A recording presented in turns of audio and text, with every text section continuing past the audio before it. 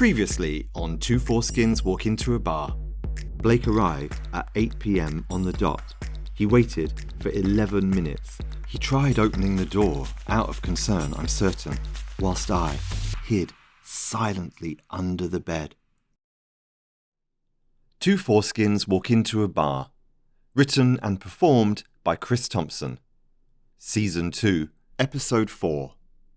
Pearl Harbour.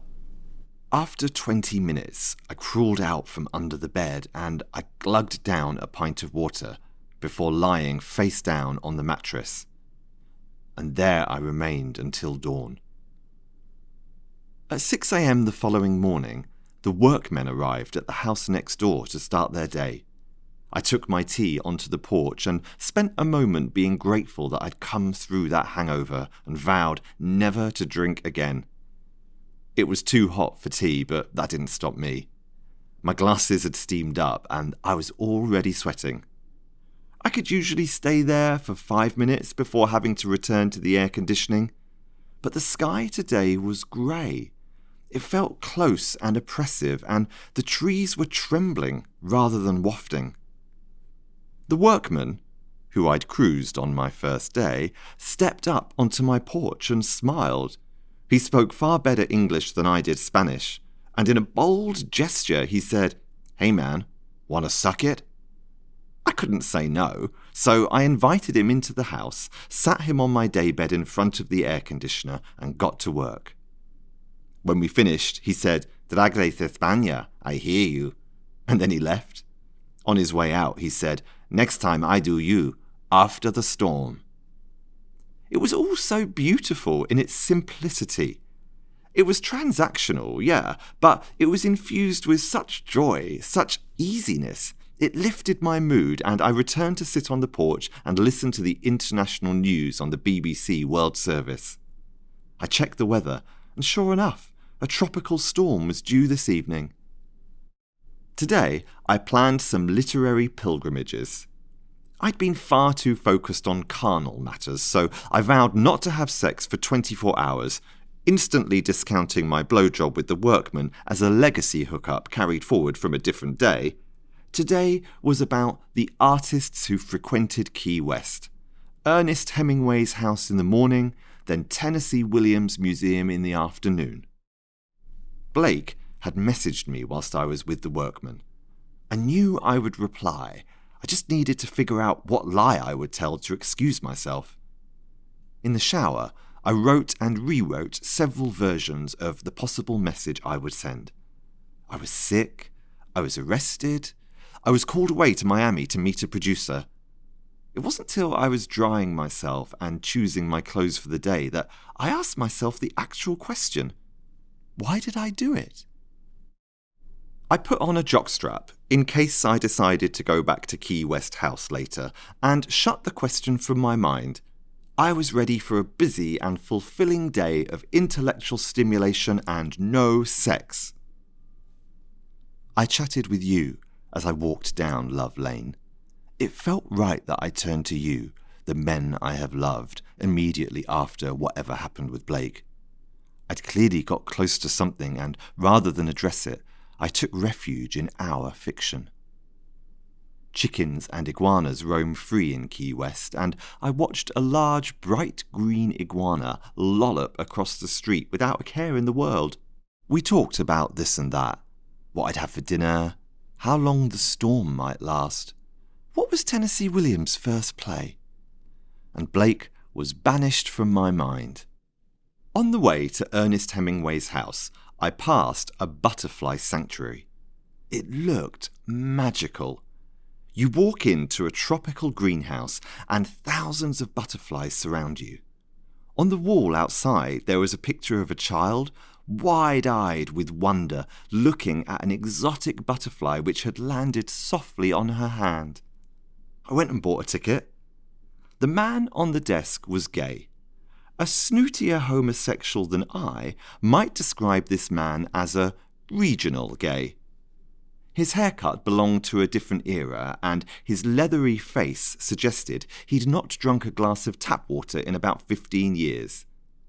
A snootier gay than I might characterise this man's life in a few waspy bullet points, such as: has several female friends with the same haircut, goes to the same drag show every night and sings the same song at karaoke, which he's known for. Said song is Show Me Heaven by Maria McKee. Oh, and finally, likes to neck a bottle of Sauvignon Blanc on a Sunday afternoon and get down and dirty to the R&B grooves of the Hamilton soundtrack. But I was keen to imbue him with more meaning. What was his wound, I wondered, as he gave me my change? He called me honey, which made me like him even more. 5 women from Atlanta and I were shepherded into the airlock, and the doors behind us were shut. The gay gave his well-practiced speech from muscle memory, complete with a joke about flamingos, which none of us really got. The instructions, however, were clear. The butterflies must not escape, so you must wait until there are none on your body before you exit. And above all, for the love of Dolly Parton, do not touch the butterflies. Some of them are very rare and fragile, and if they land on you, do not brush them away. Just enjoy the precious moment with nature and stand still until they fly away on their own free will. This all sounded wonderful. I'd already had the Instagram photos in my mind. A rare butterfly on my wrist, its wings beating slowly, the flamingo in the background, me being so at one with nature. His speech concluded to a smattering of applause from the Atlanta girls, and with a theatrical flourish, the gay opened the airlock and ushered us into the tropical garden, a place of bounty, of plenty. Like Adam and Eve opening their eyes and discovering Eden, we walked in with awe and marvel into the majesty of paradise. The butterflies attacked. Frenzied, ferocious butterflies flung themselves at us, thousands of them. My Atlanta ladies screamed and ran back into the airlock, but the gay saw them coming. 2 of them had several butterflies on them, and he shoved them out of the airlock back into the marauding frenzy, shouting, "Do not touch the butterflies!" The 3 who saved themselves looked on in horror as 2 of their own were thrown back into the savage wilderness. The swarm was so dense, so seething, it shut out the sun. I couldn't see. I couldn't breathe. They were covering my nose and mouth and eyes and dive-bombing me. One after the other, an unrelenting blitz of vicious insects pelting us like fucking Pearl Harbour. One of the Atlanta ladies fell to her knees and cried to God in heaven to save her. A merciless butterfly flew into her mouth, at which point she went rigid, lay flat on her back and played dead until it was all over, eyes white with fear. Her friend pulled out her pamphlet on the butterfly sanctuary with the picture of the angelic girl on and began swatting the attackers away with it. "Get behind me," she said, and I huddled up close to her as we tried to make our way through the swarm. Now they were finding their way up my shorts, into my arse crack, into my nostrils. The kamikaze motherfuckers were coming at me from all sides. The 3 of us huddled together in a corner. I was elected as negotiator, and I was sent back to the door to implore with the gay to let us back in. But he was resolute, his leathery face now stony. "Not with the butterflies on you, honey." We were trapped then. Betrayed by my own kind. This was how I go. Not cancer, not a plane crash. My fate was death by butterfly. "We can overpower him," I said. "If we just get into the airlock, I can push him out."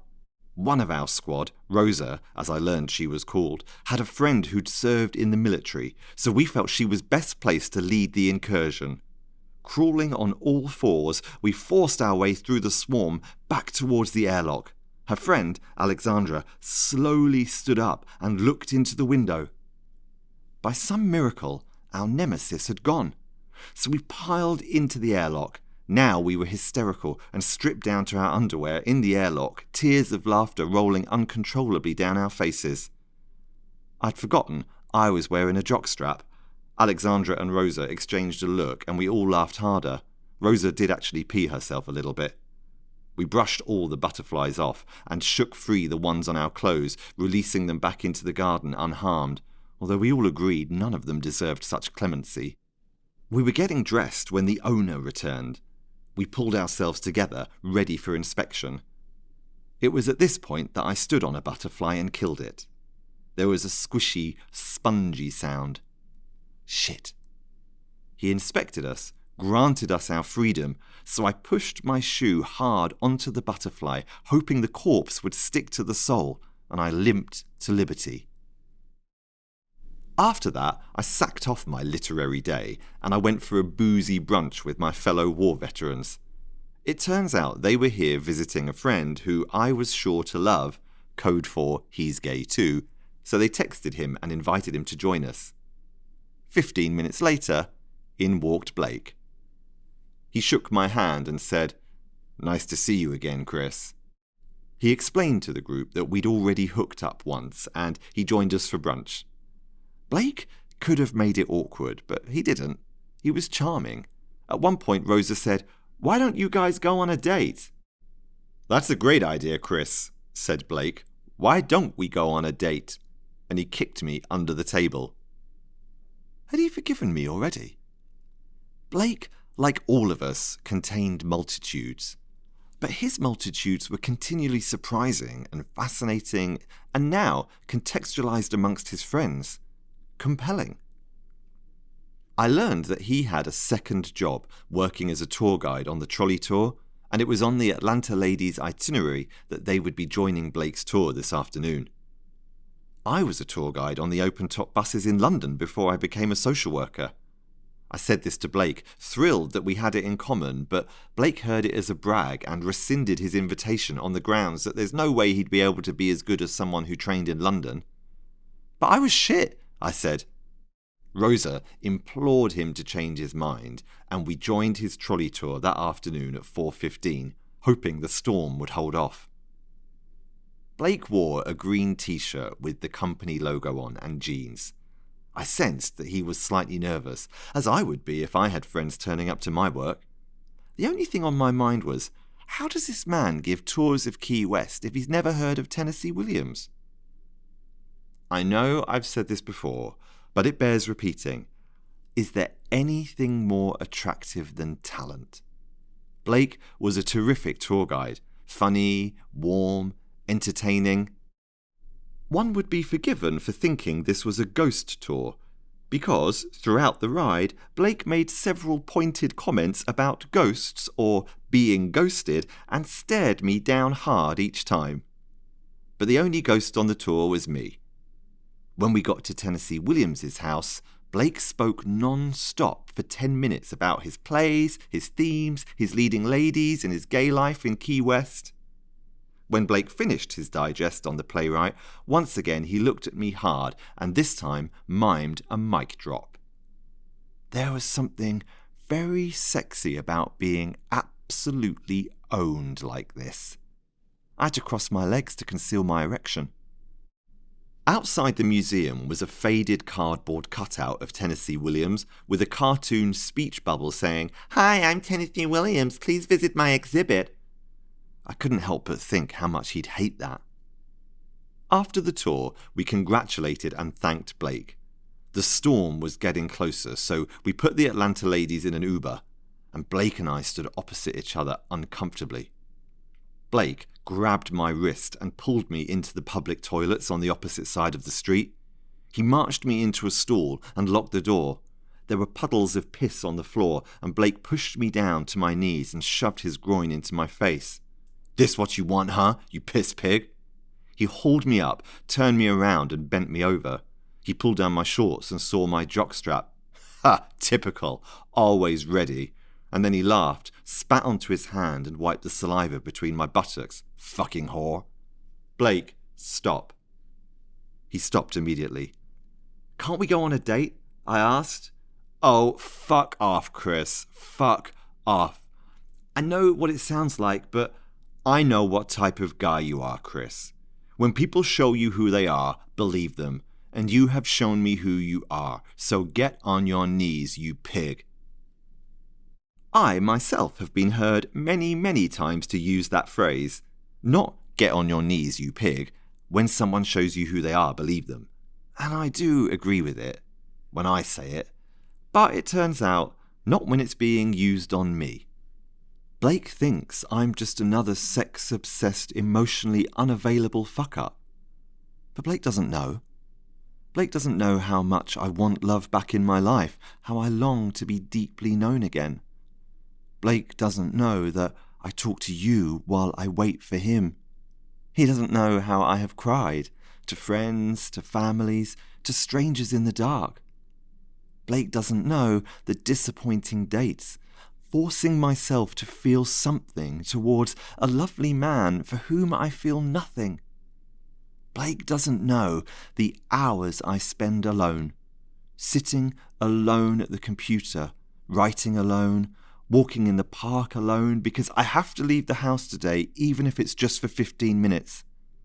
Turning up to parties alone, to weddings, to birthdays, to my own press nights alone, where I'm photographed, interviewed, applauded even, only to sit on that night bus alone and go home to my empty apartment, my tasteless microwave meals and pornography playlist. Blake doesn't know how if I could shrink myself, I would. If I could desiccate and vacuum pack myself and shove myself under the bed with the clothes I would wear if I was happy, the clothes I would wear if I was with him, I would. Blake doesn't know how I turned up to hospital alone and I opened my eyes after each surgery and saw nothing and no one. Blake doesn't know how this loneliness has hardened me. And Blake doesn't know how I long to be held, but cannot tolerate being held, how I have turned to stone and my cold, concrete skin will repel him. Blake doesn't know the tyranny of wanting this, of reaching for it, but not being able to hold it, a futile grasp at that column of haze on the dance floor. Blake doesn't know how I annihilate myself in orgies, how I bend over and take cock after cock after cock until I hurt, until I bleed. Blake doesn't know the horror of wanting to be who I was, not who I've become. To see myself faded and to see myself numb. To be alive but to live though I'm dead. Blake doesn't know. Blake does not know. Blake does not know. A clap of thunder shook the cubicle.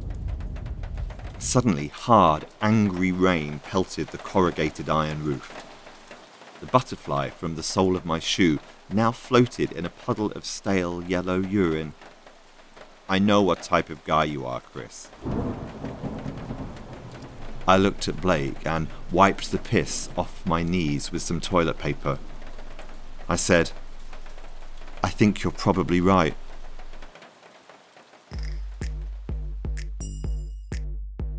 Next time, on Two Foreskins Walk Into a Bar. She took one look at me and I knew something was up.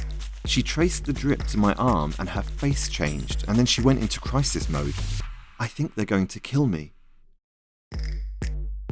Two Foreskins Walk Into a Bar is written and narrated by Chris Thompson, directed by Andrew Falaise, edited and post-production by Christopher Huth.